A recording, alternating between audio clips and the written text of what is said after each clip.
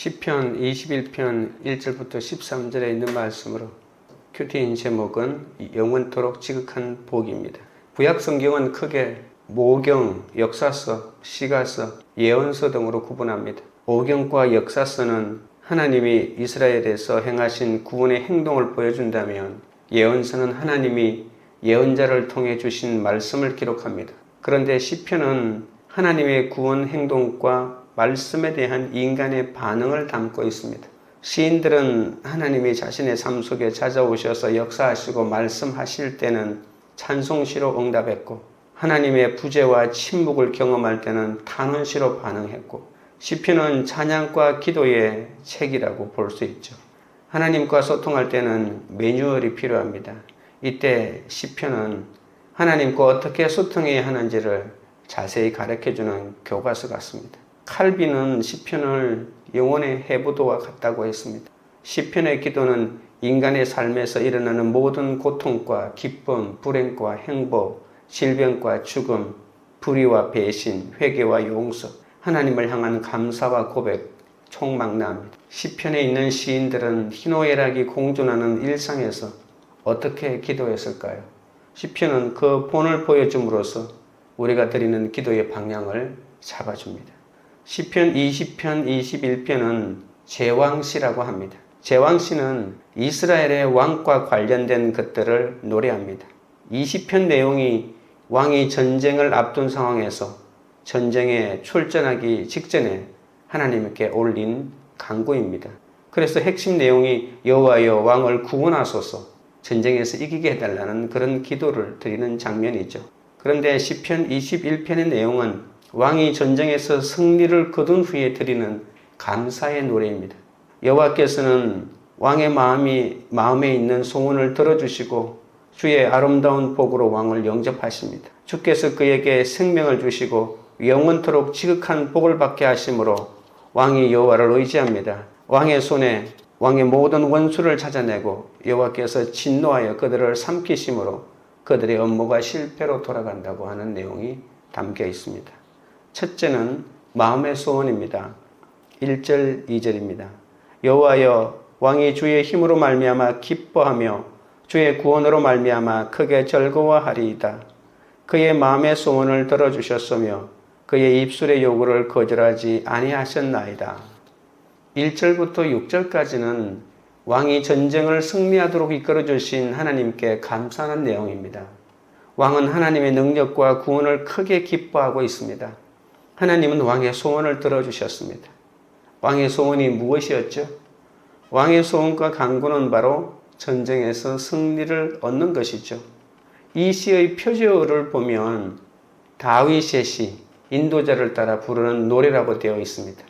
그러니까 이 시를 다윗의 삶이라고 하는 그 렌즈를 통해서 해석할 수 있다는 말입니다.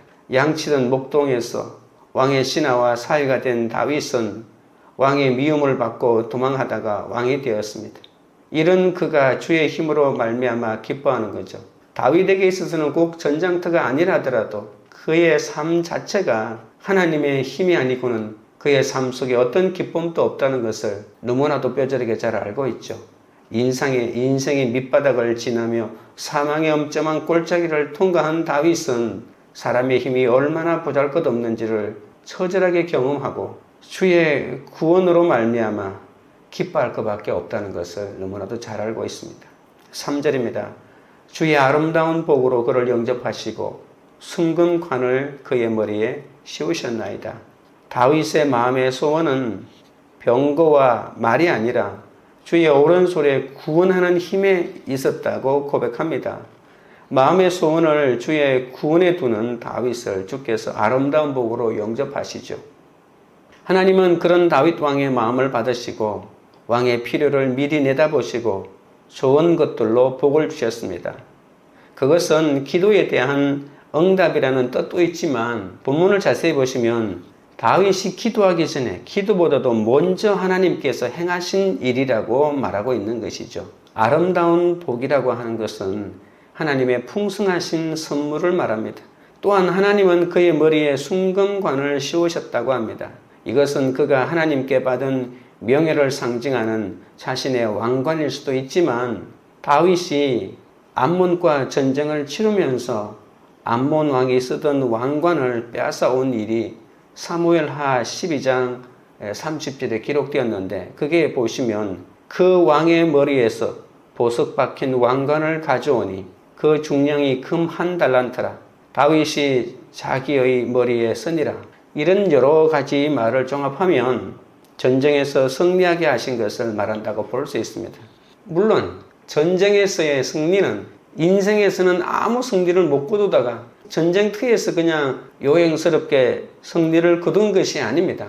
이 다윗의 삶 전체가 늘 하나님의 이 승리를 경험하는데 전쟁터에서도 그 승리를 크게 또한 경험했다. 그렇게 연결할 수가 있는 것이죠.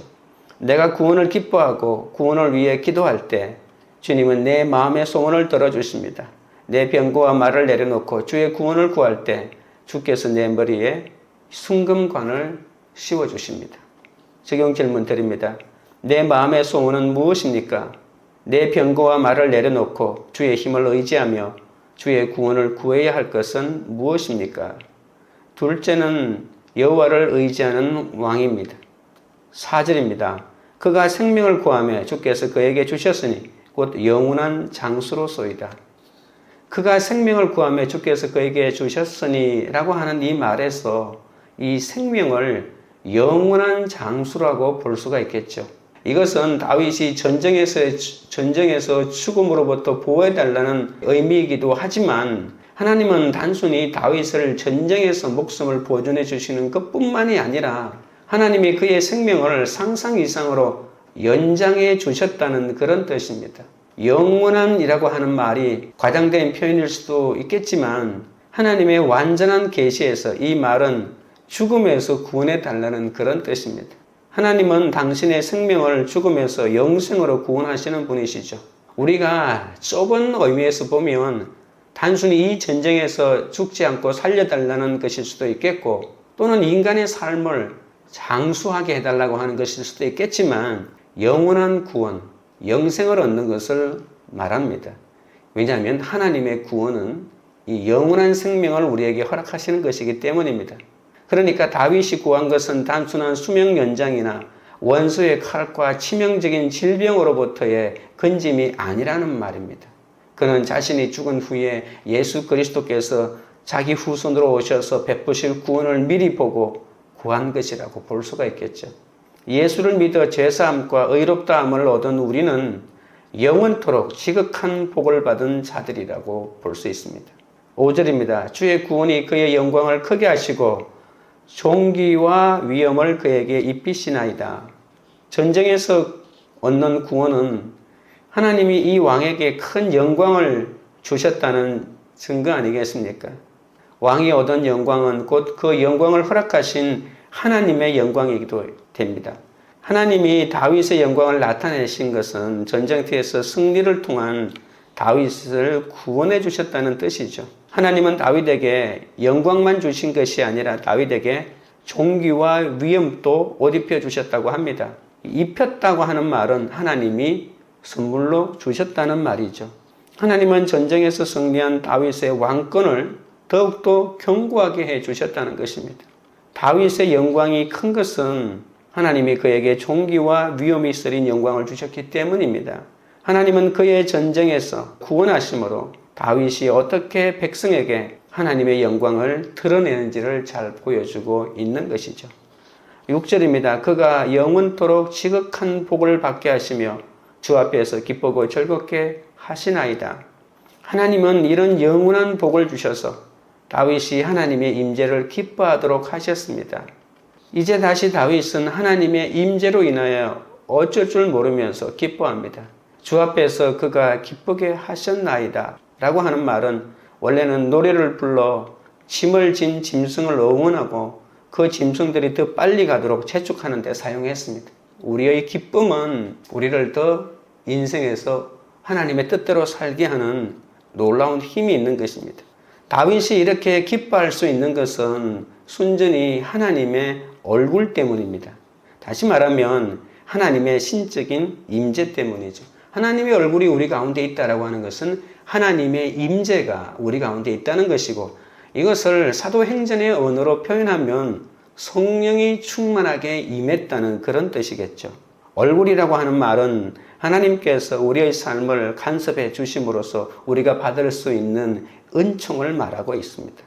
누가 이 하나님의 은총을 받고 기뻐하지 않을 사람이 있겠습니까? 쫓겨나고 배척당해도 우리가 받은 구원 때문에 우리는 주 앞에서 기뻐하고 즐거워할 수 있습니다. 이것은 내가 지금 어떤 형편에 있는지 환경을 뛰어넘는 것입니다. 그러므로 주께서 베푸신 구원을 바라보며 우리가 해야 할 일은 끝까지 여호와를 의지하는 것이죠. 7절입니다. 왕이 여호와를 의지하오니 지존하신 이의 인자함으로 흔들리지 아니하리이다. 하나님이 다윗의 기도에 응답하시고 복을 주신 것은 다윗이 하나님을 의지하고 있었기 때문입니다. 만약에 내가 하나님을 의지하지도 않았는데 전쟁에서 승리하고 삶 가운데에서 잘 된다면 그것은 그냥 재수에 불과합니다.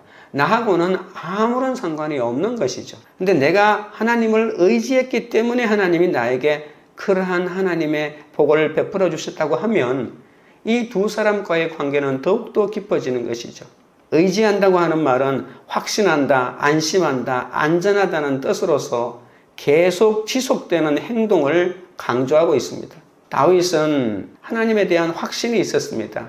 그의 확신은 언제나 그에게 안정감을 주었습니다. 내가 가지고 있는 군사력이 아니라 내가 가지고 있는 칼과 방패가 아니라 하나님이 바로 나에게 언제나 안정감을 주었던 것이죠. 다윗은 하나님을 신뢰한다고 하지만 정확하게 말하면 그가 신뢰하는 것은 바로 하나님의 인자하심이었습니다. 우리가 하나님을 의지하는 것은 하나님의 사랑 때문이라는 겁니다. 다윗은 언제나 최고의 하나님과 만년보다도 높으신 하나님을 믿고 있지만 하나님께서 다윗과 맺으신 언약에 기초한 하나님의 끝없는 사랑, 그것을 의지하고 있는 것이죠.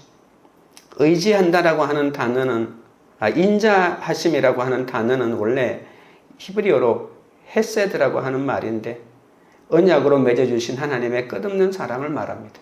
언약으로 맺어주신 사랑이라고 하는 말은 마치 남녀간의 사랑처럼 한 상대방이 다른 상대방에게 어떤 사랑의 언약을 어겼을 때 그 사랑이 깨어지는 것이 아니라 우리가 잘못했음에도 불구하고 하나님이 언약을 했기 때문에 영원토록 깨지지 않는 그런 끝없는 사랑을 말할 때 이 헤세드라고 하는 것이죠. 그러니까 예수님의 관점에서 말하면 바로 십자가의 사랑이라고 볼 수가 있습니다. 다윗은 하나님의 이 주권적인 사랑이 언제까지나 계속될 것을 신뢰하고 있는 것이죠. 그래서 이 신뢰 때문에 그는 흔들리지 않는 것입니다. 내가 죄를 지으면 불안하고 내가 죄를 짓지 않으면 내가 당당하고 이런 차원이 아닙니다. 우리가 죄를 안 지을 때가 있었나요?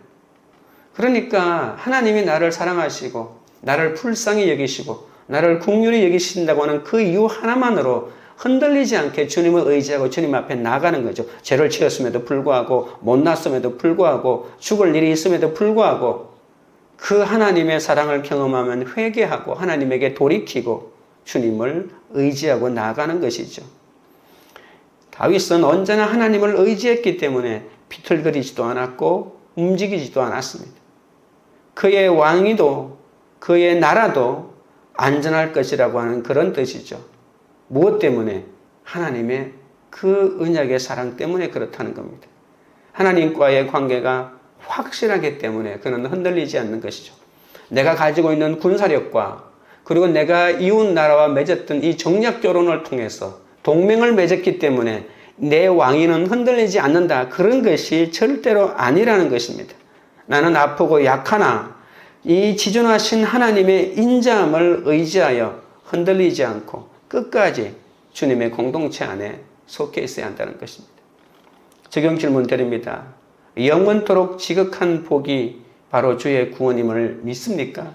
주께서 베푸시는 구원을 바라보며 끝까지 여호와를 의지하고 흔들리지 않아야 할 것은 무엇입니까? 셋째는 원수들에게 임하는 진노입니다. 8절입니다. 왕의 손이 왕의 모든 원수들을 찾아내며 왕의 오른손이 왕을 미워하는 자들을 찾아내리로다. 이제 왕의 손이 모든 악한 자들을 찾아내어 전멸시킬 것을 소망합니다. 이것은 막연한 기대감을 말하는 것이 아닙니다. 왕이 구원을 기뻐하며 여호와를 의지하고 흔들리지 않으니 왕에게 자신의 모든 원수를 찾아내는 분별력이 생기는 거죠.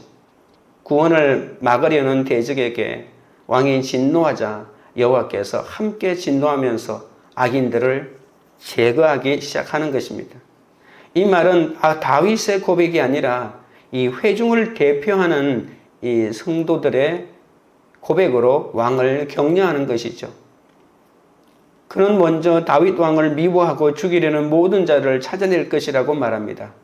찾아내리로다라고 하는 이 동사는 우연히 만나다, 우연히 발견하다, 약탈하다는 그런 뜻입니다. 오른손은 왕의 강력한 행동을 나타내는 거죠.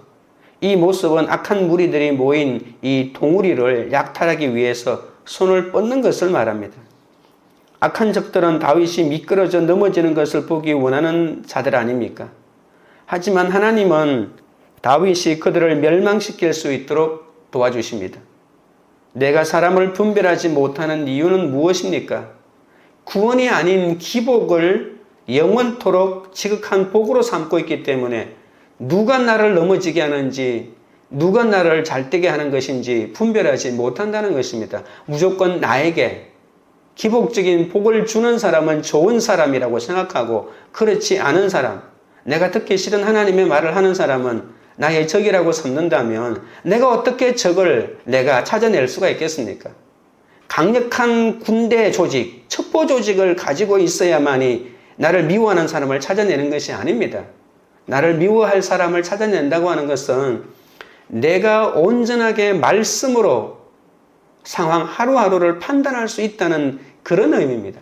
그래서 무엇이 나를 죽이려고 하는 것인지, 무엇이 나를 상하게 하는 것인지, 무엇이 나를 넘어지게 하는 것인지를 깨달아 아는 것이야말로 내가 미워하는 적을 제대로 찾아내는 것이라고 볼 수가 있겠죠. 여호와를 의지하는 대신 내게 잘해주는 사람을 의지하기 때문에 친구와 원수를 분별하지 못하고 나는 이 세상에서 엄청난 것들을 얻은 것 같은데도 불구하고 그것 때문에, 그 사람 때문에 내가 넘어질 수도 있다는 것을 잊지 마셔야 합니다. 9절 10절입니다. 왕이 노하실 때 그들을 풀무불 같게 할 것이라. 여호와께서 진노하사 그들을 삼키시리니 불이 그들을 소멸하리로다. 왕이 그들의 후손을 땅에서 멸하며 그들의 자손을 사람 중에서 끊으리로다. 악인의 멸망에 대하여 자세하게 9절에서 설명합니다. 왕은 풀무불같이 만들어버린다고 하죠. 악인들이 이 풀무의 내용물처럼, 여러분 이 풀무불은 일종의 약간 휴대용 난로 같은 것인데 그 풀무불 안에 그 기름이 불타고 있는 것처럼 악인들이 완전히 불타서 없어질 것이라는 그런 뜻입니다. 왕이 노하실 때는 왕의 얼굴의 때라는 그런 말입니다. 이것은 왕이 전투에 출전한다는 말입니다. 또한 하나님께서 도우셔서 진노로 그들을 삼켜버립니다. 이 9절 뒷부분에 보시면 그들을 삼키시리니 불이 그들을 소멸하리로다 라고 하면서 풀무불을 조금 더 정확하게 표현해 주고 있습니다. 왕은 담대하게 나서고 또한 하나님의 분노는 이 심판의 불길로 악인들을 삼켜버린다고 합니다. 이 악인들은 전쟁에서 완전히 멸망당해서 사라질 것입니다. 왕의 원수들이 마지막에 겪는 것은 바로 멸망이죠. 시편 1편 6절에 나와 있는 것대로 의인은 하나님께서 인정하시나 언제나 하나님이 돌보시고 하나님이 인도하시나 악인의 길은 망하리로다. 의인의 길은 하나님이 인정하시고 악인의 길은 망한다라고 하는 것이 시편 전체가 우리에게 알려주는 큰 이 테마라고 말할 수가 있습니다.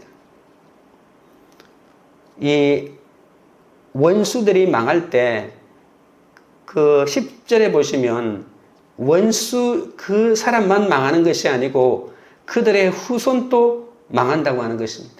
원수들의 자식들도 이 땅에서 완전히 멸망시키는구나, 이런 뜻으로 읽지 마시고, 이 후손이라고 하는 것은 그 부모가 가지고 있는 것을 물려받고 또 그것을 가지고 살아가는 존재 아닙니까? 그래서 이 원수들의 후손도 땅에서 멸한다고 하는 말은 이 자기가 만들어 놓은 이 악을 계속할 수 있는 어떤 사람도 남아있지 않다, 그런 뜻입니다. 악이 계속되지 못한다는 것입니다. 그 사람이 죽을 때 악도 완전히 끝장난다는 겁니다.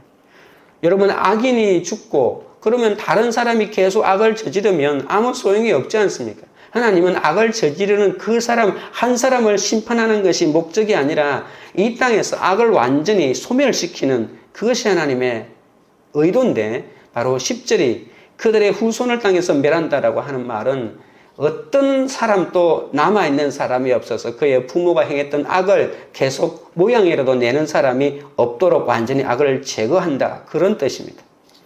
11절입니다. 비록 그들이 왕을 헤아려 하여 음모를 꾸몄으나 이루지 못하도다. 11절, 12절. 왕이 그들로 돌아서게 하며 그들의 얼굴을 향하여 활시위를 당기리로다.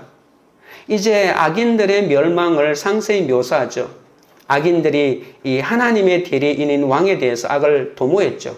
왕은 단순히 왕이 아니라 하나님의 대리인입니다.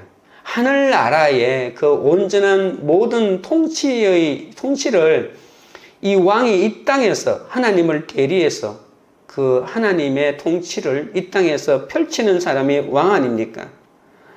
그런데 그 왕을 죽이기 위해서 악을 도모했지만 오히려 그들이 최후를 맞이한다는 것이죠. 그들의 업무는 성공할 수 없는 업무였습니다. 시편 2편 1절에서 3절에 보시면 이런 말이 있죠. 어찌하여 이방 나라들이 분노하며 민족들이 헛된 꿈을 꾸미는가? 세상의 군왕들이 났으며 관원들이 서로 꾀하여 여호와와 그의 기름 부음 받은 자를 대적하며 우리가 그들의 맹것을 끊고 그의 결박을 벗어버리자 하는도다. 이에 대하여 하나님이 어떻게 반응했죠? 바로 4절에 이런 말이 있죠. 하늘에 계시니까 웃으시며 주께서 그들을 비웃으시리로다.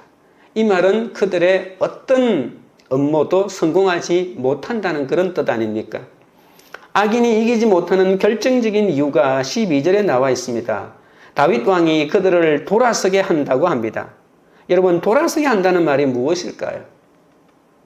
이 말을 원어의 뜻을 그대로 얘기하면 그들을 모두 어깨로 만든다라고 하는 그런 뜻인데, 여러분, 돌아선다고 하는 말은 한참 전쟁터에서 치열하게 전쟁을 뛰고 있는데 전쟁을 치르다가 갑자기 돌아선다고 하는 말은 무엇입니까? 도망간다는 뜻입니다. 보이는 것이라고는 그들의 등밖에 없다는 것입니다. 등을 보이고 크르마 날 살려라 라고 하면서 주랭랑을 치고 있는 것이죠. 근데 이스라엘의 군대가 직접 그들의 얼굴을 향해서 활을 당기고 있으니 그들이 주랭랑을 칠 수밖에 없었던 거죠. 그러니까 그들의 눈에 봤을 때 하나님의 용사들이 활을 당기면서 자기 얼굴을 향해서 쏘려고 하니까 등을 돌리고 주랭랑을 치고 도망을 간다는 겁니다. 이 전쟁은 하나님의 놀라운 능력이 함께하는 전쟁입니다. 하나님이 간섭하고 함께하는 전쟁입니다. 불로 정복하고 화살을 쏘는 사람은 다윗 왕이지만 왕과 그의 군대를 통해 이 일을 온전히 주관하시고 이루시는 바는 바로 하나님이시라는 거죠. 우리가 전쟁에서 승리의 확신을 갖는 것은 하나님이 자기 백성을 위해서 직접 싸워주신다고 하는 믿음 때문입니다. 13절입니다. 여호와여 주의 능력으로 높임을 받으소서. 우리가 주의 권능을 노래하고 찬송하게 하소서. 이 시편은 여호와의 높임을 받으시라고 하는 요청으로 끝나죠. 이 말은 다윗의 원수들에게서 전쟁에서 완전한 승리하는 모습을 보여달라는 뜻입니다. 하나님이 권능을 보여주셔서 사람들이 다시 노래하고 찬송할 수 있도록 해달라는 바람입니다. 하나님이 성도들의 모든 힘의 원천입니다. 회중들은 하나님이 하신 이 놀라우신 일을 끊임없이 노래하기를 원합니다. 하나님을 의지하는 사람들을 위해서 하나님은 그분의 힘을 한없이 보여주시기 때문에 우리는 그 하나님을 찬양할 것밖에 없는 것이죠. 구원을 최고의 복으로 삼고 여호와를 의지할 때 죄의 열매가 끊어지고 사탄의 업무가 분쇄됩니다. 나를 구원하시는 주의 능력과 권능을 믿음의 공동체와 나누며 찬송할 때 원수가 도망가게 됩니다. 적용 질문 드립니다. 구원을 가로막으려는 나의 원수는 무엇입니까? 세상 가치관과 돈과 명예 혹은 친절함과 안락함의 유혹입니까? 구원을 헤아리는 원수의 업무를 어떻게 물리치겠습니까? 기도드리겠습니다. 하나님 아버지, 양치기 목동이었던 다윗이 왕의 사위가 되어 미움을 받고 도망 다니면서 인생의 밑바닥을 지나며 사망 음침한 골짜기를 통과할 때 인간의 힘이 얼마나 보잘것없는지를 경험하였습니다. 그리고 오직 주의 구원으로 말미암아 기뻐할 수밖에 없다는 것을 깨달았습니다.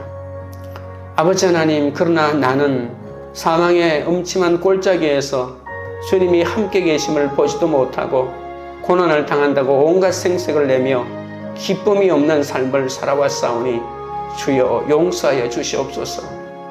다윗처럼 내 마음의 소원도 주의 구원이 되게 하시고 오직 주의 구원으로 말미암아 기쁨을 얻을 수 있도록 역사하여 주옵소서. 내가 주님의 구원을 기뻐하고 기도할 때 주님이 내 소원을 들어주신다고 하셨사오니 내 병고와 말을 내려놓고 오직 주의 구원을 구하도록 인도하여 주시옵소서. 쫓겨나고 배척당해도 내가 받은 구원 때문에 주 안에서 기뻐하고 즐거워하면 끝까지 주님을 의지하게 하옵소서. 아프고 약하나 지존하신 하나님의 인자하심을 의지하면 흔들리지 않고 그리하여 끝까지 주님의 공동체 안에 속해 있으면서 하나님의 영광을 노래하게 하여 주시옵소서. 예수 그리스도 안에 있는 영원한 생명을 허락하여 주시고 이 영원한 복을 주신 하나님을 끝까지 의지하며 흔들리지 않도록 붙잡아 주옵소서. 구원을 최고의 복으로 삼고 주님만을 의지할 때 죄의 열매가 끊어지고 사탄의 업무가 분쇄되오니 나를 구원하시는 주의 능력과 권능을 믿음의 공동체와 나누어 찬송하게 하여 주옵소서. 구원을 가로막으려는 세상의 모든 가치관과 돈과 명예와 친절함과 안락함의 유혹을 물리치도록 도와주시옵소서. 주의 구원을 헤아리는 모든 원수를 분별하도록 도와주시고 주의 불로 소멸시켜 주옵소서. 관계 우리들 교회가 내 병거와 말을 내려놓고 오직 주의 구원을 구하는 공동체가 되도록 역사하여 주시옵소서. 영원토록 지극한 복이 바로 주의 구원임을 믿고 주께서 베푸시는 구원을 바라보며 끝까지 여호와를 의지하고 흔들리지 않도록 역사하여 주시옵소서. 예수 그리스도 이름으로 기도드리옵나이다. 아멘.